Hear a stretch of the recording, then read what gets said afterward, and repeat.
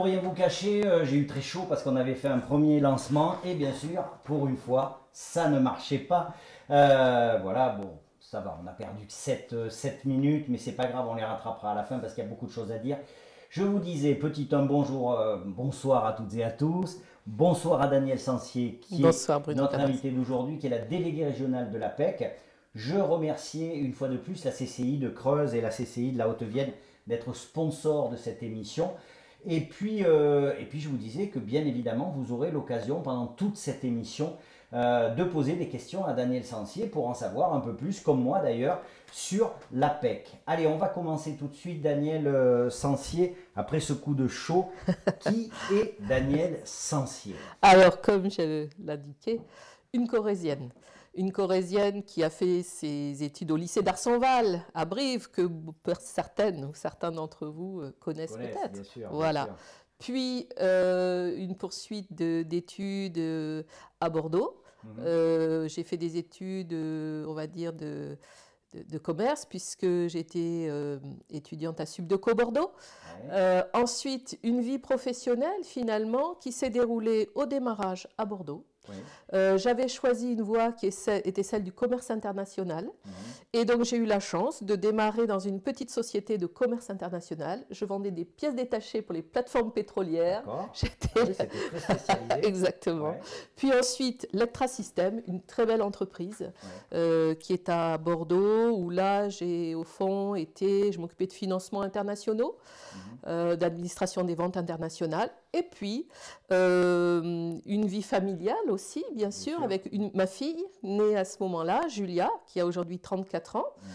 Une mobilité géographique, ensuite, sur Montpellier, du fait de la mobilité professionnelle de mon mari. Ouais. Donc, je pourrais dire une vie professionnelle qui, pour moi, est synonyme de mobilité géographique et de mobilité fonctionnelle, puisque j'ai toute ma vie professionnelle alterné des postes qui étaient soit des postes fonctionnels, soit des postes opérationnels. Donc, après Montpellier, Paris, une vingtaine d'années à Paris, la rencontre de la PEC et une vie professionnelle très riche à la PEC.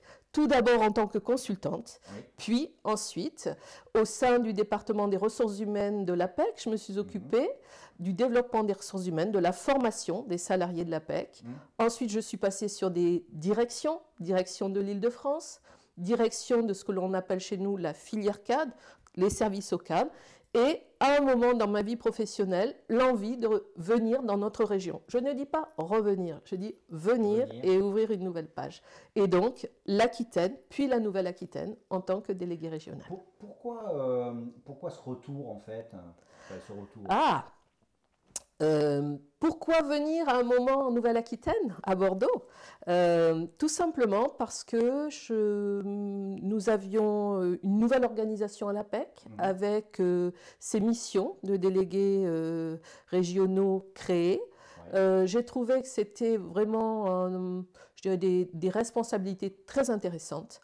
La direction des équipes, la déclinaison de la stratégie nationale au plan de la région, le fait d'être au contact des partenaires aussi, du domaine du développement économique, de l'emploi, de la formation. Autrement dit, un poste très complet dans une région qui est ma région d'origine, avec aussi, je dois le dire, à ce moment-là, des parents vieillissants qui ne sont plus là aujourd'hui et l'envie de me rapprocher pour partager leurs dernières années. Tiens, ça, c'était pas prévu dans le questionnaire qu'on avait travaillé.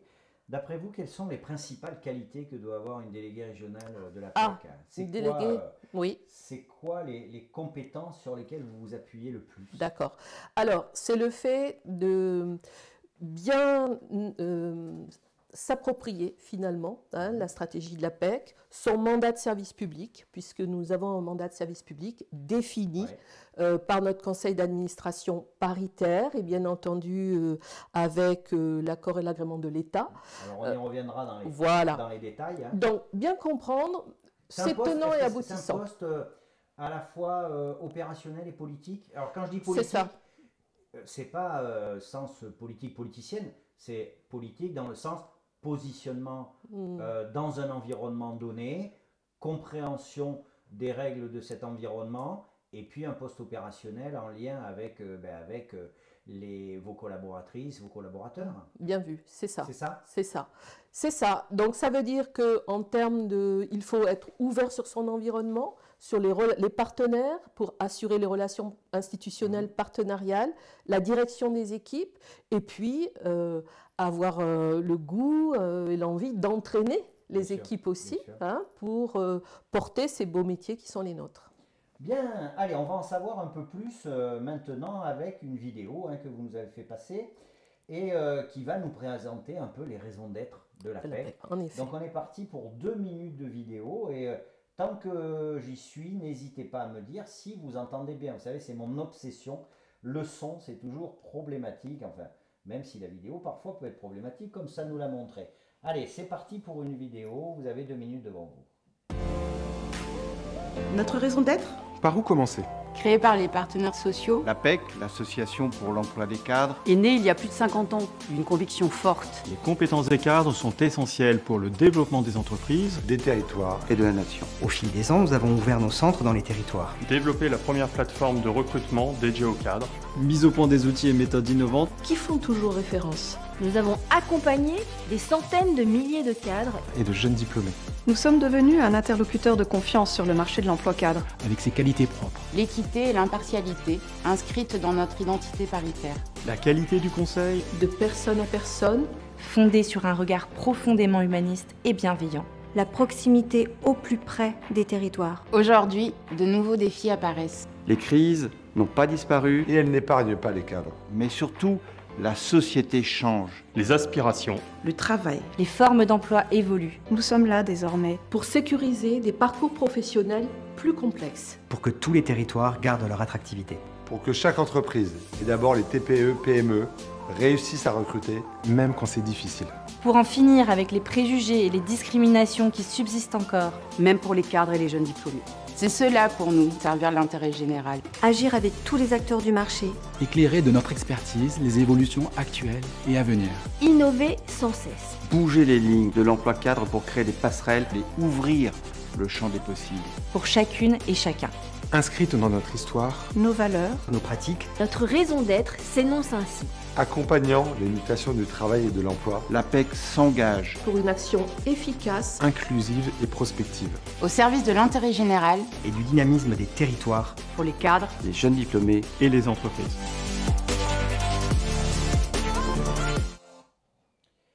Voilà, beaucoup de choses dans cette vidéo. Donc là, on a bien tous les piliers, je dirais, de l'APEC. Alors, déjà, c'est une constitution paritaire, c'est ça? en effet. Alors, ça veut dire quoi?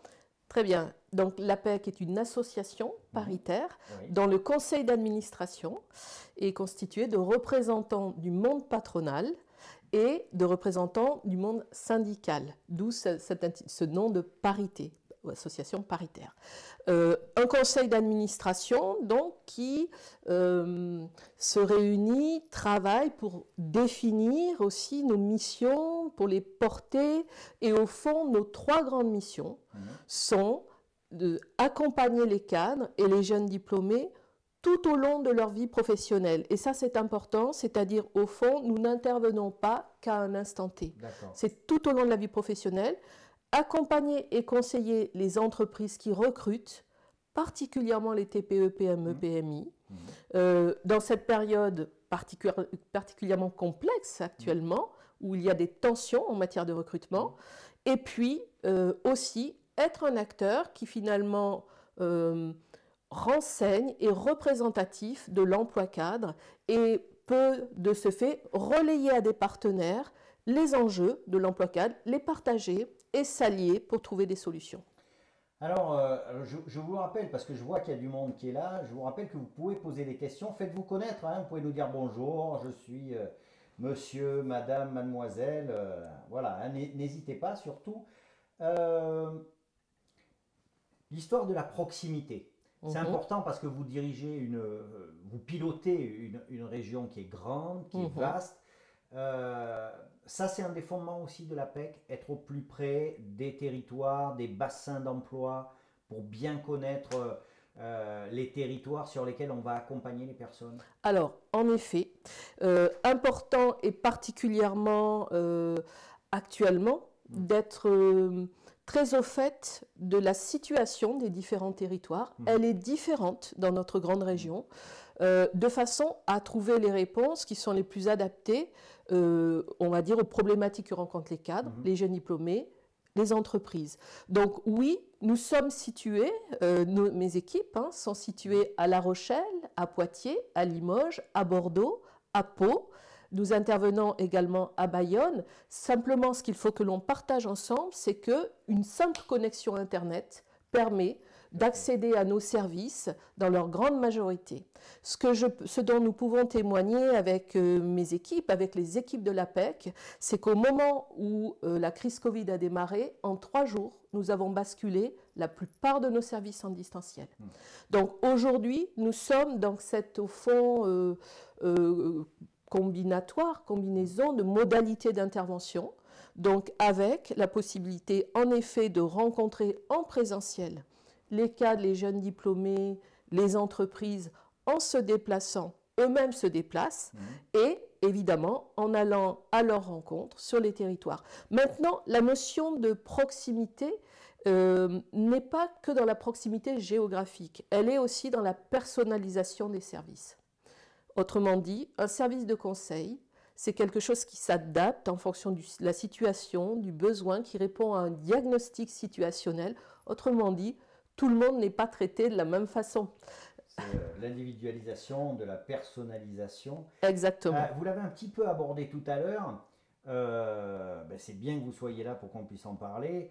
Aujourd'hui, on a des remontées un petit peu concernant les réalités ou les soi-disant réalités du marché de l'emploi qui sont un peu, pas alarmistes, mais en tout cas où on dit, voilà, il y a de la pénurie de personnel, les gens postulent plus, on ne trouve pas.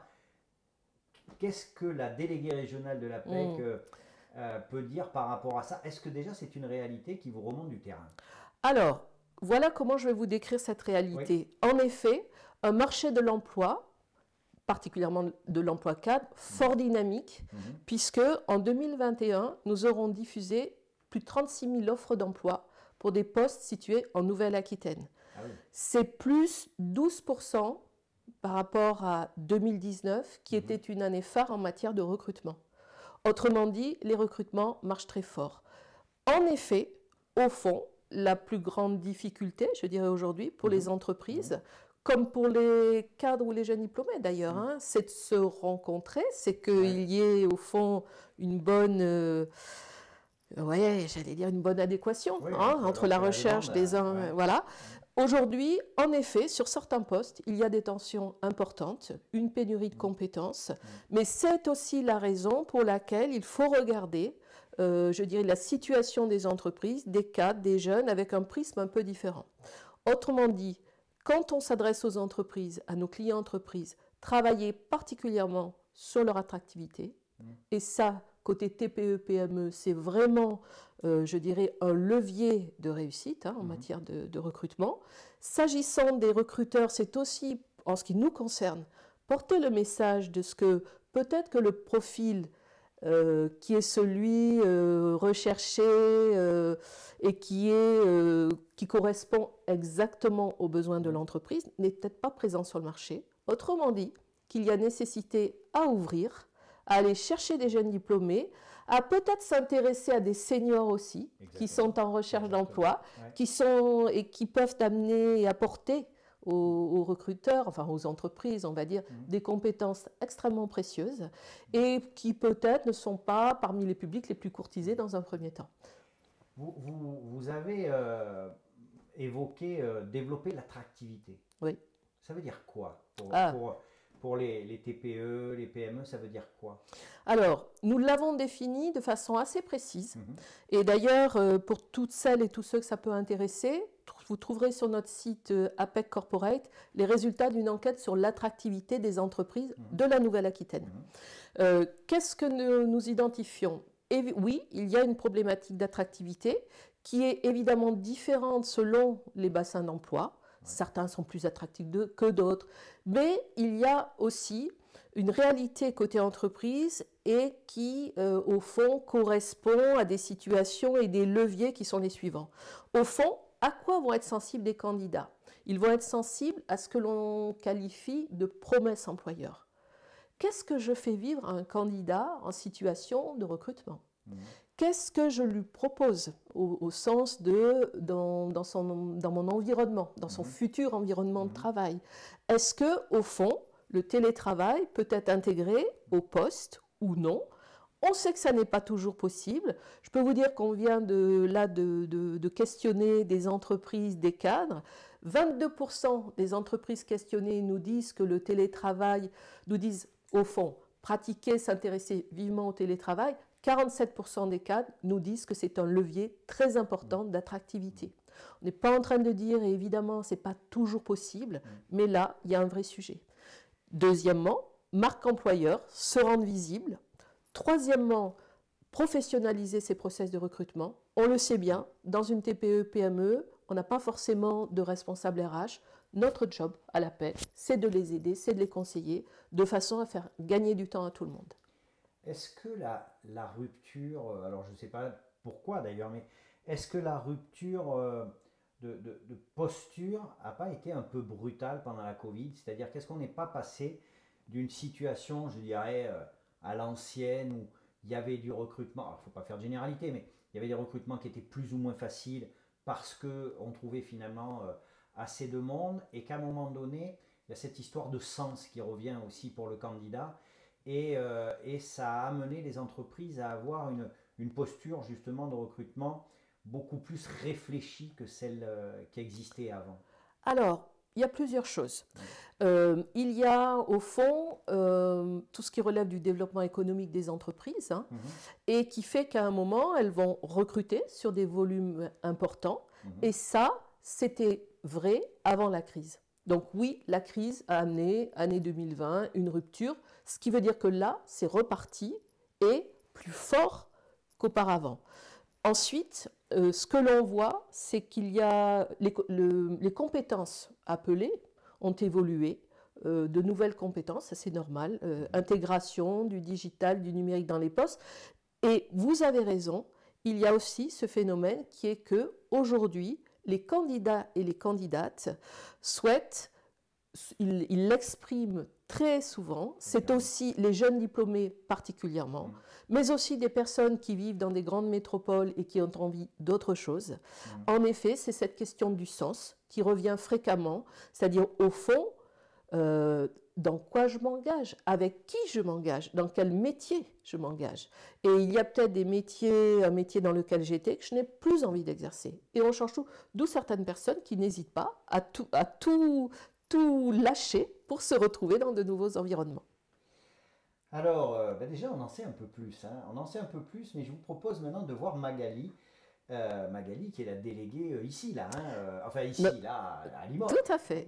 Limoges, entre autres. Limoges, elle intervient sur... Magali est responsable des centres de Limoges, Poitiers, La Rochelle, et bien sûr des équipes. C'est une historique d'ailleurs, Magali. Absolument, absolument, absolument. Donc elle va... alors, je vous le dis, ils ont bien bossé à la PEC, ils ont fait des petites vidéos, vous allez voir, ça c'est toujours très agréable.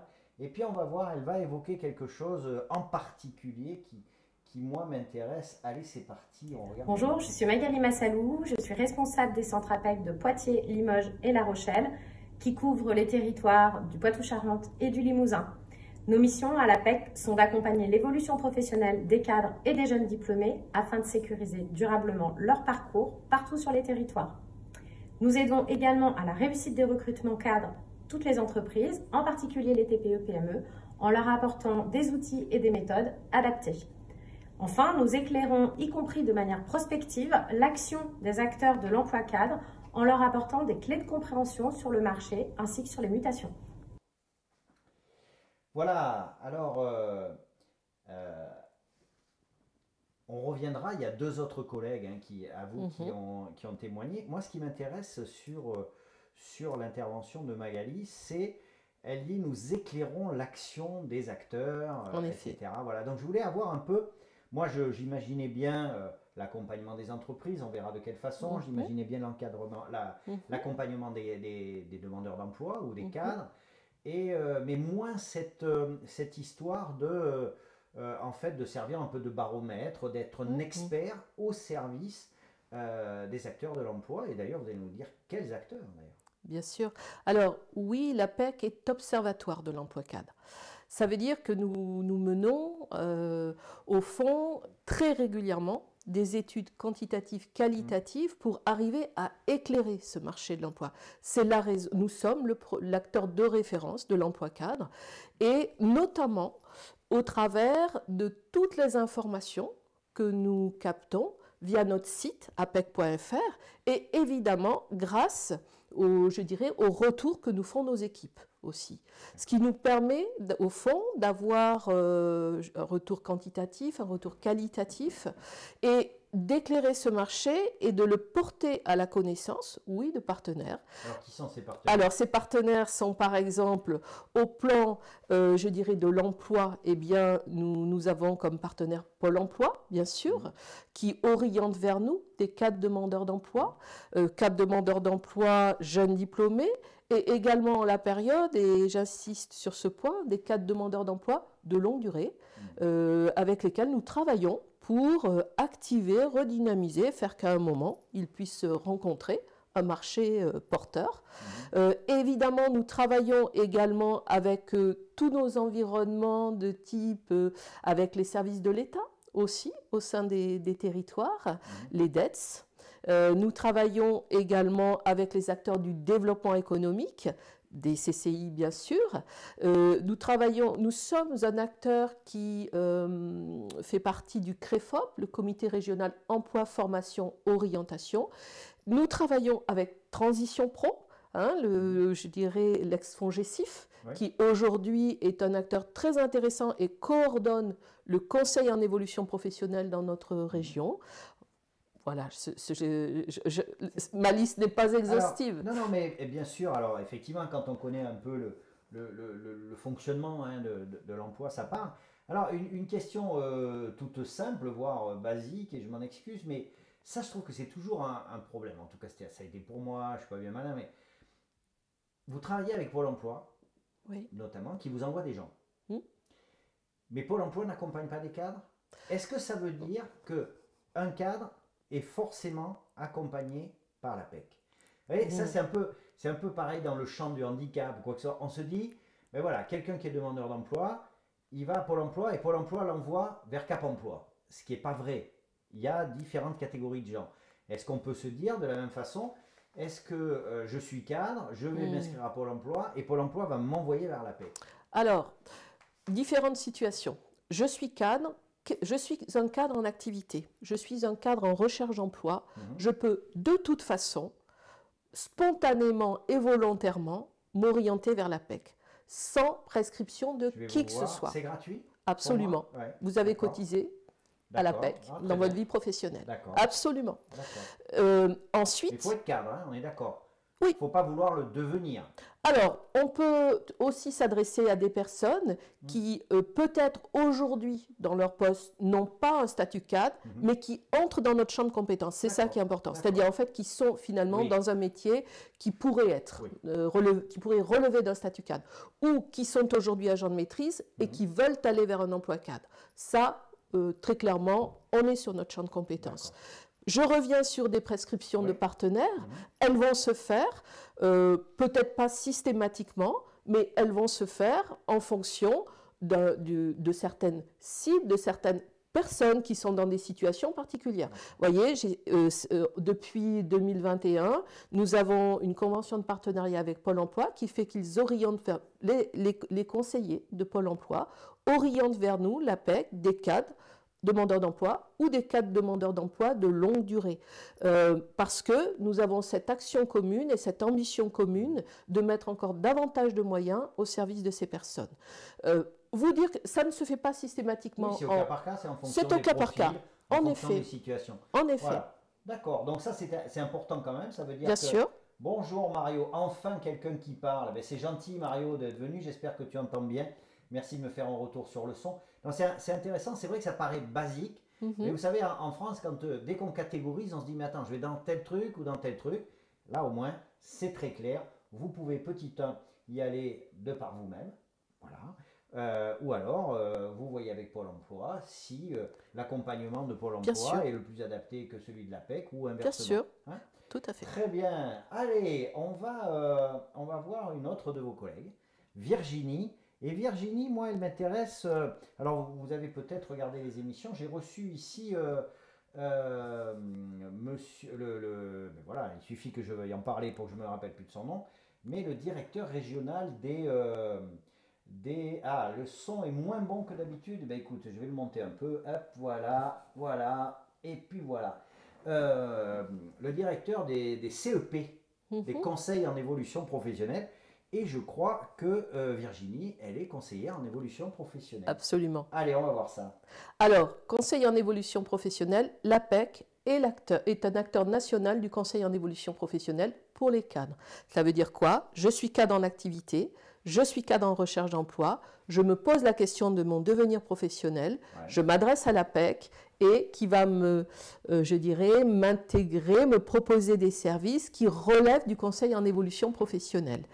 Il y a plusieurs acteurs du conseil en évolution professionnelle sur notre territoire. Nous sommes l'acteur référencé pour les cadres.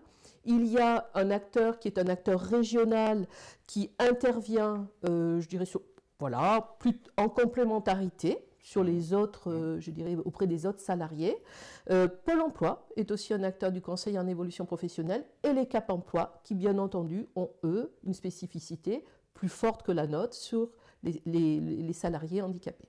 Allez, on va voir Virginie.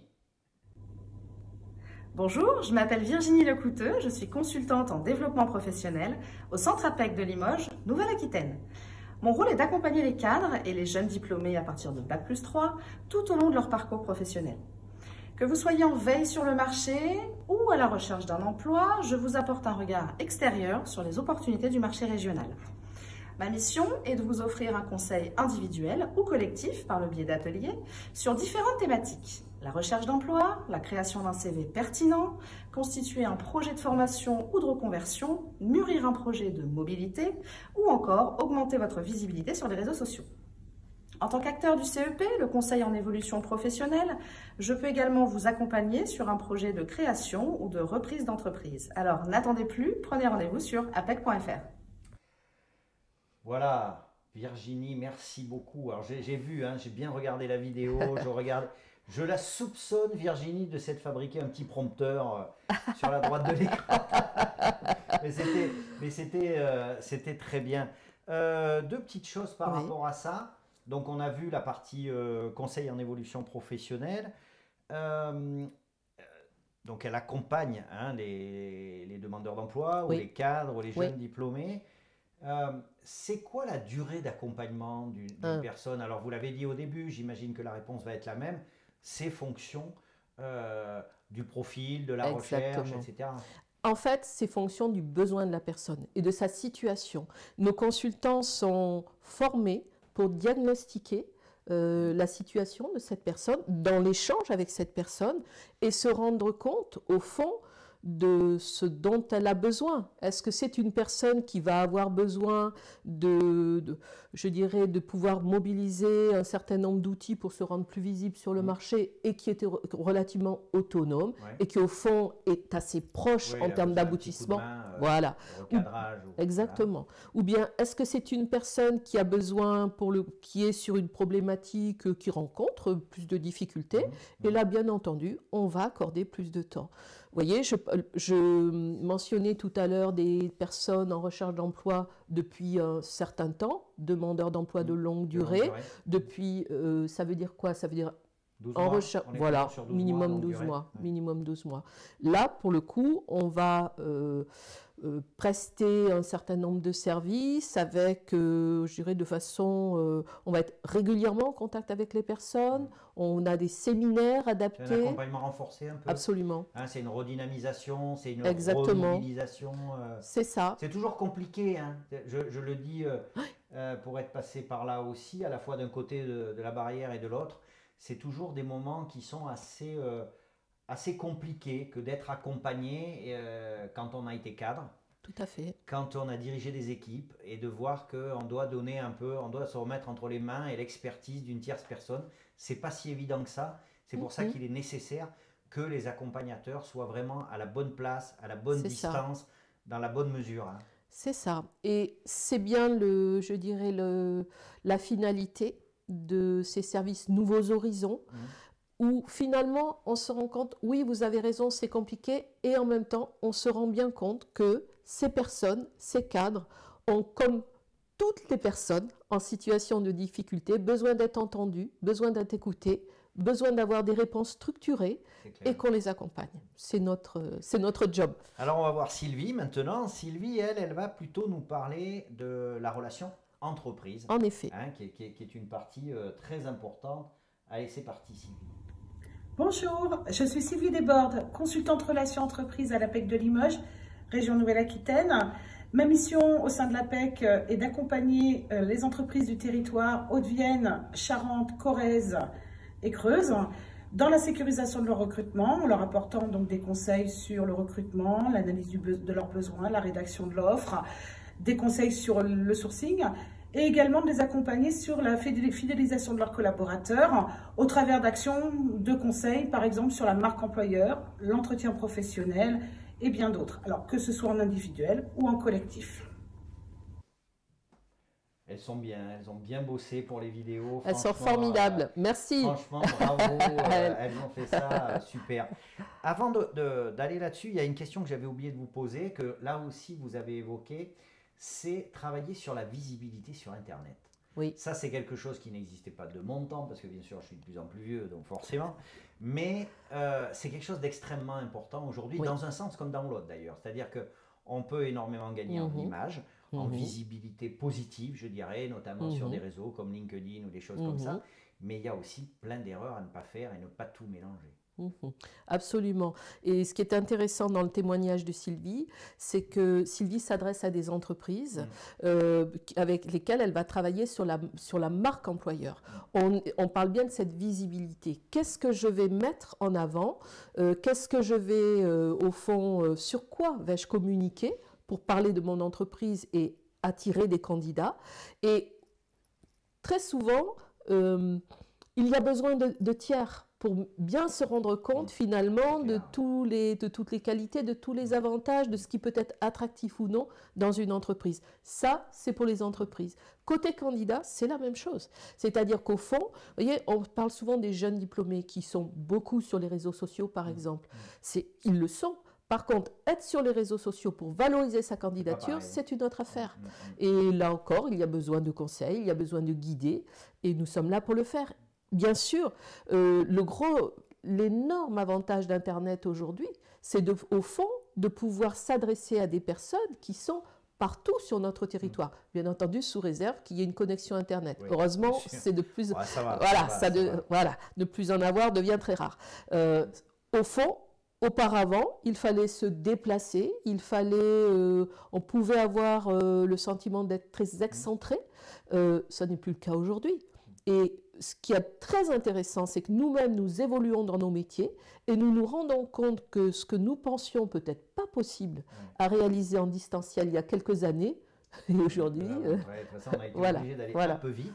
C'est ça. Vite et bien, hein, par contre. Parce que, exactement. C'est pas la même approche. Les entreprises, quand elles font appel à vous, c'est un service, c'est une prestation, c'est gratuit, comment ça marche? Alors, pour les cadres, comme les jeunes diplômés, comme pour les entreprises, au moment où nos clients utilisent nos services, c'est gratuit parce que nous sommes financés par des cotisations que nous versent les cadres, que nous versent les entreprises. Et au fond, lorsqu'ils utilisent nos services, eh bien, ces services sont gratuits. D'accord, ben voilà. Hein, donc n'hésitez pas. Bien sûr. N'hésitez pas à faire appel à l'APEC. Je voulais qu'on avance tout doucement en fait, hein, parce que c'est intéressant, c'est pour ça. Je voulais avoir un peu une idée du profil des professionnels avec qui vous travaillez. Qui sont Virginie, Sylvie, Magali et toutes les autres. Enfin, c'est toutes. Vous avez des hommes quand même. Il y en a quelques-uns. Bon. Il y en a quelques-uns. Alors, Qui sont ces professionnels? C'est quoi un conseiller APEC? Alors, d'ailleurs, est-ce qu'on l'appelle un conseiller? On l'appelle comment? Vous avez raison de poser cette question. Chez nous, il y a des consultants et des consultantes, il y a des conseillers et des conseillères, et il y a d'autres personnes dans les équipes qui ont un rôle aussi très important. Pour répondre à votre question, qui sont ces personnes? Eh bien, ce sont souvent des personnes qui sont entrées à l'APEC il y a quelque temps, qui ont évolué avec l'APEC, et il y a aussi des personnes qui arrivent aujourd'hui. Virginie, que nous avons entendue tout à l'heure, est arrivée récemment via une mobilité géographique à intégrer notre centre de Limoges. Autrement dit, nous avons des profils divers et variés. Nous avons souvent des personnes qui ont pu avoir, avant d'entrer à l'APEC, une expérience professionnelle dans le recrutement, dans les ressources humaines, ou bien dans l'accompagnement individuel, avec, je dirais, des profils ou des formations de psychologues. Voilà, je dirais toutes ces personnes qui constituent nos équipes, et je tiens vraiment, et mes équipes le savent, à ce que notre réussite est celle de nos collectifs de travail. Très bien, en tout cas, hein, c'est bien valorisé. Et en fait, les consultants, ce sont ceux qui font preuve d'une expertise peut-être plus spécifique dans un domaine? Oui, en effet, ce sont celles et ceux qui vont réaliser un diagnostic, vous voyez, hein, du besoin au fond, et qui ensuite vont orienter la personne sur des parcours plus ou moins lents, comme on l'a vu tout à l'heure. Nos conseillers et nos conseillères sont eux en appui sur des dimensions plus techniques. Je vous donne un exemple. S'agissant des entreprises, nous avons une équipe de conseillères qui réalise ce que l'on appelle des sourcing plus. Autrement dit, elles prennent en charge le besoin de recrutement d'une entreprise via une offre d'emploi déposée sur notre site. Elles vont aller rechercher dans notre base CV profil, les profils qui se rapprochent bien, qui matchent bien, et elles vont proposer aux recruteurs ces profils-là.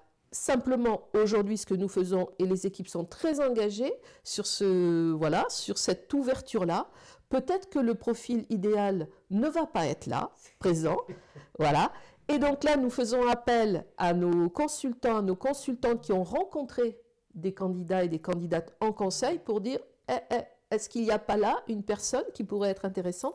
Et nous avons comme ça quelques belles réussites, au fond, de personnes auxquelles, dans un premier temps, les recruteurs ne pensaient pas, en tout cas en tant que profil, et qui finalement ont trouvé leur place. C'est intéressant ce que vous dites, parce que là aussi, ça fait plusieurs fois que vous revenez dessus. Aujourd'hui, cette adéquation entre l'offre et la demande, est-ce que parfois on n'a pas un peu tendance à chercher le mouton à 5 pattes, et est-ce qu'on n'est pas un peu figé, et auquel cas c'est vrai qu'une médiation, un accompagnement, un conseil comme le vôtre peut aider à se déporter un peu et de voir les possibilités auxquelles on ne pensait pas. J'ai un peu ça. Alors moi aussi j'ai un site, c'est pas l'APEC, hein, mais je vois bien par moment, ne fût-ce que dans le libellé des offres, je me dis jamais ils ne trouveront, jamais. Alors c'est pas tout le monde, c'est pas tout le monde. Oui, il est vrai que dans un premier temps, les souhaits, les aspirations sont souvent, je dirais, on veut le fortes. On veut le top, le top. Voilà. Et le top peut ne pas être de ce profil-là. Ce qu'il faut se dire, c'est que oui, bien sûr, le travail que nous faisons justement avec les recruteurs, c'est de leur montrer la réalité du marché, de leur amener, vous voyez, au travers finalement de nos bases de données, des études que nous menons. Justement, nous pouvons leur donner à voir de cette réalité. Est-ce que le profil de cette personne rémunérée à ce niveau-là est quelque chose de... Est-ce faisable? Pas faisable? Est-ce que c'est cohérent? Voilà. Voilà. Et donc, oui, il peut y avoir... on le voit bien, comme on le disait tout à l'heure, des tensions de recrutement. Maintenant, nous, notre job, c'est aussi de pousser les recruteurs à ouvrir. Et au fond, l'adéquation, de temps en temps, elle se fait, tant mieux pour tout le monde, hein, si elle se fait bien, mais elle ne va peut-être pas se faire. Donc, à nous d'imaginer avec les recruteurs d'autres solutions, et également de le faire avec les candidats, de pousser les candidats et d'amener les recruteurs à ouvrir. Voilà. Vous êtes des marieuses. Hein, c'est un peu ça. Hein. C'est un peu ça, parce que si on regarde bien, c'est un peu les mêmes, voilà, c'est un peu les mêmes schémas. Ben, ça tombe bien, hein, vous faites très bien la transition. On va voir justement l'utilité de service de la PEC. Jour J, heure H. Marc va passer un entretien d'embauche. Et il est prêt. Prêt et confiant. Il y a quelques mois, Marc a poussé les portes de la PEC. Il a été challengé, motivé, coaché par nos consultants. Il a participé, questionné, appris, grandi lors de nos ateliers. Il a échangé et il a eu le déclic. Il a sélectionné une offre, 2 offres, 3 offres. Il a postulé. Aujourd'hui, un recruteur va avoir la chance de l'embaucher. APEC, donnez de l'élan à votre avenir. Voilà, c'est ça, hein, en fait, ça a repris tout ce que vous nous avez dit jusqu'à présent. Moi, je retiens quelque chose sur votre travail. Il y a bien évidemment la réduction des tensions de recrutement, on l'a déjà dit, hein, c'est important pour l'économie tout entier. Hein. L'insertion professionnelle des jeunes diplômés, des cadres seniors, et puis il y a la mobilité des cadres en activité. Est-ce que c'est un véritable enjeu, ça? Et si oui, pourquoi? Alors, c'est un véritable enjeu. Il est notamment, c'est un véritable enjeu de l'activer, notamment lorsqu'on est sur des territoires qui sont, je dirais, qui sont moins attractifs que d'autres. Par exemple, le 15 mars, nous organisons un salon de recrutement, on va dire APEC Compétences Cadres, qui se situera à Bordeaux. Pour autant, vous voyez l'âge. Moi, je suis en relation avec mes collègues de l'Île-de-France, de façon à faire connaître ce salon et au fond, activer cette mobilité. Là, je parle de la mobilité géographique, qui peut être aussi une mobilité fonctionnelle, et pour que les uns et les autres trouvent, je dirais, leur solution. C'est très important aussi de se poser la question de la mobilité interne pour les entreprises. Parce qu'au fond, vous voyez, dans la recherche de candidats externes, on peut avoir plus ou moins de chance. Ce que l'on voit, nous, depuis des années dans les études que l'on mène sur la mobilité interne des entreprises en Nouvelle-Aquitaine, c'est que finalement, elle n'est pas si active que ça. Autrement dit, via la formation, via aujourd'hui, quand les entreprises ont du mal à recruter, vraiment se poser la question de est-ce que je n'ai pas les bonnes compétences en interne? Et au fond, est-ce que des personnes auxquelles je n'aurais pas pensé pourraient aller sur les postes et remplir les missions et fonctions dont on a besoin, sous réserve, bien entendu, qu'elles soient accompagnées. Mais il y a des dispositifs pour cela. Bien sûr. Alors c'est vrai dans ce que vous dites, c'est que enfin, moi, ça me renvoie effectivement à des difficultés pour les TPE, les PME. Ce sont des entreprises qui bien souvent sont focalisées sur leur activité. La gestion RH, c'est un peu plus compliqué. Hein. D'ailleurs, aujourd'hui, il y a tout un marché. Je trouve que le marché de la RH explose. L'externalisation RH, il y a des consultants dans tous les coins. Moi, je suis toujours assez dubitatif par rapport à tout ça, mais c'est un véritable enjeu. Il y a un véritable enjeu d'accompagnement parce qu'il n'y a pas forcément cette culture chez les TPE et les PME, mais ça, je pense que vous devez le voir tous les jours. On le voit tous les jours. C'est la raison pour laquelle nous avons un mandat de service public qui leur est particulièrement dédié en termes de services. Oui, c'est ce que nous voyons, c'est ce que nos consultants et nos conseillères rencontrent. Au fond, des patrons de TPE, PME très mobilisés. C'est la raison pour laquelle, finalement, nos services sont destinés à leur faire gagner du temps. Aussi à les confronter aux réalités de ce marché de l'emploi pour trouver des solutions. Au fond, préparer des candidats. Vous voyez, une de nos missions, c'est la mise en relation. En connaissant les entreprises, en préparant les candidats, c'est là qu'au fond, on sécurise au mieux les recrutements.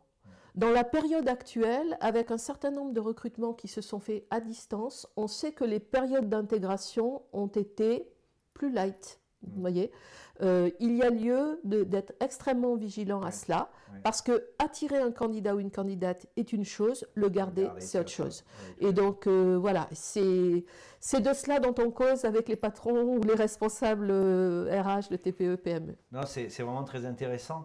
On ne va pas faire de fixation là-dessus, mais on le disait, le marché est en tension. D'ailleurs, il y a une étude de Pôle emploi qui est sortie l'autre jour, d'ailleurs, qui ne va pas tout à fait dans ce sens. Après, il faut faire attention aux grandes études. Ça ne regroupe pas toutes les composantes non plus au cas par cas. Aujourd'hui, par contre, sur quelle typologie de profil les entreprises sont les plus en difficulté? D'accord. Alors, les métiers les plus en tension aujourd'hui, sur lesquels il y a une pénurie de compétences, dans notre région, sont les métiers, alors ça c'est pas propre à notre région, sont les métiers, on va dire, du développement informatique, de la recherche et du développement informatique, ça c'est partout. Ensuite, une des spécificités de notre région, c'est au fond de manquer de compétences sur des métiers liés à la comptabilité, à l'audit et à l'expertise comptable. Alors, je peux vous dire qu'aujourd'hui, beaucoup d'experts comptables cherchent à recruter et ont du mal. Ensuite, on va retrouver évidemment des postes à orientation commerciale. Mais ça, c'est... En effet, ça c'est plutôt bon signe, mais voilà. Alors oui, si ce n'est que ça c'est pareil, ça fait partie des métiers... Ça fait partie des métiers qui, à un moment donné, ont eu une image un peu faite de briques et de broc. On a eu du mal à en cerner les contours. Je pense que ça va mieux aujourd'hui, mais ce n'est pas des métiers faciles. En effet.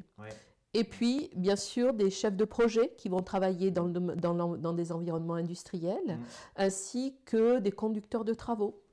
Voilà, profil qu'il n'est pas facile de trouver. Ça, c'est pas nouveau non plus. Moi, j'ai eu la chance d'animer plusieurs années le forum du BTP à Égletons. C'est avec Égletons, c'est le centre de la France. Faut le dire quand on a quelque chose de super. Et, absolument. Alors que c'est des métiers fabuleux, ce sont des métiers qui permettent de faire de véritables carrières. On parlait de mobilité tout à l'heure. Ce sont des métiers qui peuvent être bien payés. Ce sont des métiers qui permettent de voyager pour certains. Et on a du mal, encore. Donc je ne sais pas quels sont les... Est-ce qu'il y a, justement, est-ce que l'APEC a une approche spécifique par rapport à ça, en sachant que vous n'intervenez pas sur l'amont, vous faites avec ce qu'il y a. Alors, on fait avec ce qu'il y a. C'est mal dit, mais... Oui, non, mais je vois bien ce dont vous me parlez. Ce sur quoi, quelles sont les solutions qu'on peut trouver aujourd'hui? C'est au fond, quand même, de s'intéresser en effet plus en amont aux candidats et aux candidates, de diversifier les profils, de s'intéresser à l'alternance, d'aller chercher aussi, de se dire que pour une entreprise, un candidat ou une candidate, il se repère parfois dès les stages qui sont faits pendant les études. Beaucoup d'entreprises misent là-dessus aujourd'hui, et grandement, de façon à garder justement des jeunes, des moins jeunes d'ailleurs, qui peuvent être de passage à un moment dans une entreprise. Je n'aime pas trop parler de chiffres parce que j'ai travaillé dans le secteur, donc des fois on leur fait dire ce qu'on veut, mais au-delà de ça, l'accompagnement des entreprises et des candidats, c'est vraiment quelque chose qui augmente l'employabilité. C'est vraiment quelque chose qui fonctionne aujourd'hui. Alors, c'est notre métier.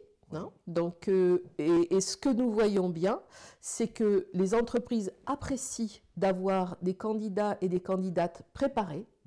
Vous voyez, c'est-à-dire qui au fond, lorsqu'ils les rencontrent... Ils ne sont pas là par hasard. Exactement. Mais parce que justement, c'est ce que vous disiez tout à l'heure, le mariage va mieux fonctionner. Et pourtant, voilà. Et même chose côté candidat. C'est-à-dire qu'au fond, les candidats vont apprécier qu'on leur donne à voir, que les entreprises soient les plus transparentes possibles. Donc oui, ce travail d'accompagnement, il contribue à cela. Et en cela, il est, je dirais, il est utile. Je pourrais vous donner l'exemple aussi du travail d'accompagnement pour des cadres qui participent à nos sessions Nouveaux Horizons et qui retrouvent un job. Parce qu'à un moment, le fait d'être mis au contact d'autres personnes, d'échanger, de se rendre compte, je dirais, rien de... d'hyper neuf là dans ce que je vous dis, mais ça fonctionne, c'est-à-dire se rendre compte que je ne suis pas le seul ou la seule dans cette situation, avoir des personnes qui sont à l'écoute et qui vont quand même éclairer le marché pour dire là peut-être cette idée c'est peut-être une bonne idée, mais il va falloir quand même y réfléchir. Ou bien, allez, on y va, on bâtit, on construit, on met en lien avec des parrains ou des marraines. Voilà, c'est ce travail de mise en relation. Est-ce que c'est... Alors, je vais faire quelque chose qui n'est pas bien, je vais parler de moi, hein, mais est-ce que c'est si facile que ça pour un cadre qui, par exemple, voit sa carrière s'interrompre, d'aller, entre guillemets, chercher de l'aide ou du conseil ailleurs? Moi, je sais que je m'étais dit, mais moi, j'ai placé des milliers de gens, j'ai accompagné des milliers de gens pendant ma carrière dans la formation. Puis le jour où ça a été mon tour, je me suis dit, mais qu'est-ce qu'on va m'apprendre? Et finalement, ça m'a... Je ne suis pas sûr que ça m'ait appris beaucoup de choses, mais ça m'a aidé à me resituer, voilà, à avoir une posture plus adaptée à la recherche, parce que finalement, c'est beaucoup plus facile de dire aux autres de chercher. Mais est-ce que, justement, chez les cadres, en plus, je dirais les cadres, hein, les cadres qui ont une carrière où ils ont l'habitude de prendre des responsabilités, d'organiser tout ça, de se dire, ah bah attends, je prends un peu de retrait, je m'occupe un peu de moi, et je vais permettre à quelqu'un de m'accompagner. C'est pas si simple que ça, finalement. Vraisemblablement, et je ne vais pas vous dire que tous les cadres le font, bien sûr. Par contre, heureusement, la parole est plus ouverte aujourd'hui, la parole est plus facile sur le fait que les cadres ont ce besoin-là aussi. Les cadres sont des personnes. Et au fond, ce que nous disent, je dirais, les équipes, nos consultants, nos consultantes, les conseillers, les conseillères, toutes les personnes chez nous qui sont au contact de nos clients, il y a des situations différentes, il y a des personnes différentes. Il y a, et au fond, en parler autour de soi, sa famille, c'est pas forcément le plus simple. Il y a besoin de tiers de confiance, de personnes qui vont être dans une neutralité. Alors neutralité, le terme est à double tranchant. Oui, mais qui vont éclairer. Voilà. Mais neutre dans le sens où absolument, sans jugement. Et puis ils vont accompagner. Accompagner, ça ne veut pas dire décider à la place, etc. Absolument. Tout ça Absolument. Tout ça est très important. Et on est bien dans ce qu'on appelle la co-construction, c'est-à-dire qu'on n'est jamais dans un rapport ou une relation. Non, c'est pas un dominant-dominé. Exactement. C'est pas du bon accompagnement. Eh ben voilà. Je m'excuse de vous le dire, mais là, exactement. Mais je sais que c'est pas le cas. Exactement. Bonjour Rizlan, c'est gentil d'être passé faire un tour, mais je vois qu'il y a du monde, c'est très bien. On l'a dit, une structure comme l'APEC, des fonctions, des missions comme l'APEC, ça ne peut fonctionner que dans un environnement, en complémentarité d'autres acteurs. On a déjà cité quelques acteurs, hein, Pôle emploi, d'autres acteurs du service public de l'emploi, etc. Le conseil en évolution professionnelle. Est-ce que ces partenariats, c'est aussi évident et aussi facile que ça à gérer? Parfois, on a l'impression, alors c'est pas l'APEC, c'est voilà, en général, on a l'impression qu'en France on superpose et qu'en fait de temps en temps on y gagnerait plus à avoir de véritables partenariats opérationnels en complémentarité.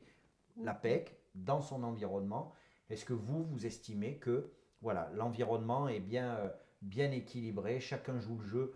J'imagine bien que vous n'allez pas me dire, bien sûr que non, il ne joue pas le jeu, mais peut-être qu'il y a des explications à donner.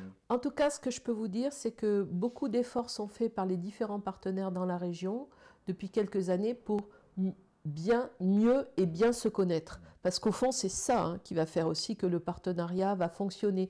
Et que le partenariat va fonctionner, j'ai envie de dire, à tous les étages. C'est-à-dire, et pas seulement parce qu'une convention va être signée, mais parce que les professionnels vont se parler entre eux, vont se rencontrer, vont pouvoir échanger, partager. Notre but, c'est de faire gagner du temps à tout le monde. Et je peux dire que pour l'avoir vécu dans quelques situations, et il n'y a pas si longtemps que ça, avec nos partenaires du Conseil en évolution professionnelle, le groupement EVA, on peut dire qu'il y a en Nouvelle-Aquitaine une vraie belle dynamique de partenariat. Les partenaires fonctionnent bien ensemble. Alors, je ne suis pas en train de vous dire qu'il n'y a pas encore des efforts à faire pour encore mieux huiler, pour encore mieux se connaître, mais honnêtement, allez, ça va dans le bon sens. Après, on est dans une région qui est très concernée par l'emploi, sans faire de politique une fois non plus. une fois de plus non plus, mais le président Rousset, par exemple, est très concerné par la situation de l'emploi sur le territoire. Hein. C'est toujours quelque chose, moi je l'ai eu plusieurs fois, et c'est toujours quelque chose qui lui tient à cœur, qu'il y ait des choses sur tous les bassins. Justement, vous nous dites, donc ça fonctionne bien. Si demain on devait faire des progrès, où est-ce qu'il faudrait les faire, d'après vous? Par rapport à l'emploi. Par rapport à l'emploi. Ouais, par rapport à ok. l'emploi. Eh bien, vraiment, je dirais que les progrès les plus importants à faire sont dans le fait de se faire rencontrer, finalement. Ouais. Voyez, des recruteurs, des personnes qui ont des profils vraisemblablement atypiques, ouvrir, et ne pas rester sur des profils, sur des stéréotypes qu'on peut avoir. On a encore beaucoup de travail. On a encore du travail. Oui, on a encore beaucoup de travail. On arrive bientôt au bout, là, mais je ne veux pas vous laisser partir sans que vous me parliez de vos relations. C'est ça, vous savez, le truc, c'est qu'en fait, j'invite des gens qui ont des relations. Je veux dire, peut-être ça pourra me servir. Parce que, Daniel, vous avez reçu 3 ministres, là. Oui. Alors, vous avez reçu Jean Castex, hein, qui est donc le Premier ministre, Elisabeth Borne, ministre du Travail, de l'Emploi et de la Formation professionnelle, et Frédérique Vidal, ministre de la Recherche et de l'Enseignement supérieur. Qu'est-ce qu'ils sont venus vous faire? C'est quoi? C'est que vous êtes particulièrement importante, riche? Qu'est-ce qui s'est passé? Écoutez, ça a été une expérience extraordinaire à laquelle j'associe les équipes. Parce que donc c'était il y a un an, le 19 février 2021. Ah ben oui, vraiment là, oui. Absolument. 2 jours près. Absolument. Allez, je pourrais vous dire 4 jours avant, mon directeur général m'appelle en me disant « Daniel, il y aurait vraisemblablement la visite d'une haute autorité de l'État dans le centre de Bordeaux. » Il ne me dit pas tout dans un premier temps, je pense qu'il a voulu me ménager. Oui, c'est ça. Donc, à partir de là, ce que je peux dire, c'est que ça a été un tremblement de terre. C'est-à-dire qu'en 3 jours, mais une expérience formidable.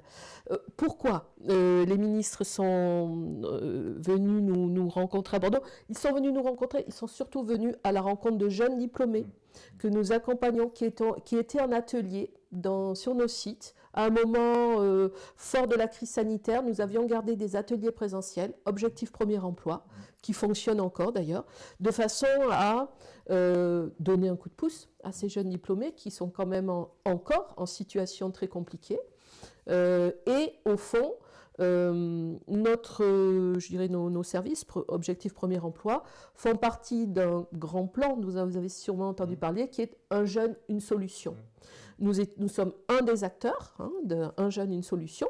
C'est à ce titre que les ministres sont venus à Bordeaux et donc nous ont fait l'honneur d'une visite dans notre site de Bordeaux. Donc en fait, comme je vous le disais, un tremblement de terre, incroyable. Pendant 3 jours, je peux dire que mes nuits furent courtes.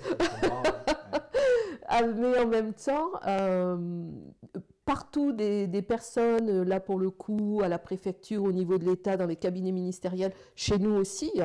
Mon directeur général, notre directrice de la communication, je peux vous dire qu'on était complètement sur le pont. On a monté beaucoup d'actions pour faire rencontrer des jeunes diplômés avec les ministres. Nous avons trouvé nous les avons réunis aussi, des entrepreneurs qui avaient recruté des jeunes diplômés, de façon à faire témoigner. Le président de l'université était là aussi, le président de l'université de Bordeaux. Bref, et je dois dire que lorsque les ministres sont arrivés, pour le coup, je respirais, je me suis dit, bon, il peut toujours y avoir au dernier moment quelque chose qui fasse que ça pose problème, mais en tout cas, nous avions en amont tellement préparé que ce fut un grand moment. Très bien. Voilà, alors on n'a pas de questions, pourtant, donc il y a bien des gens qui sont venus, donc, mais moi ça ne m'étonne pas parce que ça a été très clair. On va voir, ça va être ma dernière question. Alors, vous êtes la première à qui je vais la poser, celle-là. Tout simplement parce que j'adore aussi. Qu'est-ce que vous adorez dans Venise? Parce que moi j'y étais aussi, j'ai adoré, c'est purement perso. Pourquoi vous aimez à ce point-là Venise? Pour beaucoup de raisons. D'abord parce que Venise est magnifique. Parce que quand on prend connaissance de l'histoire de Venise, c'est formidable. Ce qui a été, je dirais, voilà, ça a été une des premières républiques. Également, je suis, et ceux qui me connaissent le savent, je suis une passionnée d'art, de culture. J'aime la peinture, j'aime la sculpture, j'aime beaucoup de choses. Et je trouve à Venise, voilà. Et ce que j'adore, c'est marcher aussi dans Venise et me perdre. Ça, c'est sûr. Il faut aimer marcher. Voilà. Bon, très bien. Merci beaucoup. Merci beaucoup, Danielle Sancier. C'était très intéressant. Merci d'être venu jusqu'à moi, jusqu'à nous. Voilà. Et puis, quant à moi, je vous dis à la semaine prochaine. La semaine prochaine, on va recevoir quelqu'un qui fait beaucoup pour l'alternance. C'est Claude Reynaud. Claude Reynaud qui est responsable du campus consulaire de Limoges. Avec elle, bien sûr, on va parler jeunes, on va parler emploi, on va parler formation. On va continuer à parler d'éco sur notre beau territoire. Merci beaucoup et à la semaine prochaine. Au revoir.